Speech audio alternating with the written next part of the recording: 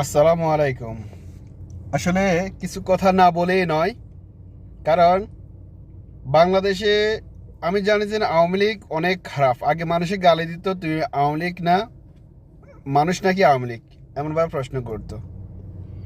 এখন সেম বাংলাদেশে এমন হয়েছে বিএনপির বেলায়। ওরা 17 বছর আওয়ামী লীগে যেটা করছে, ওরা বিএনপি এলারা মাত্র 5 দিনে তা করে দেখাই দিছে। গত এক মাসে মানে 5ই আগস্ট থেকে আজকে 1 জুলাই এই পর্যন্ত বিএনপি যেসব কর্মকাণ্ড হয়েছে তা বলাবিহীন। ওরা কতগুলা কোম্পানিকে বন্ধ করে দিচ্ছে, গাজী টাওয়ার, এসালাম গ্রুপ, এফআন গ্রুপ, মানে বলাবিহীন।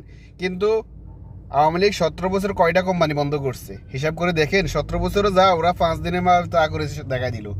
আবার এসালাম গ্রুপে যে গাড়িগুলার বিএনপির নেতারা নিয়ে গেছে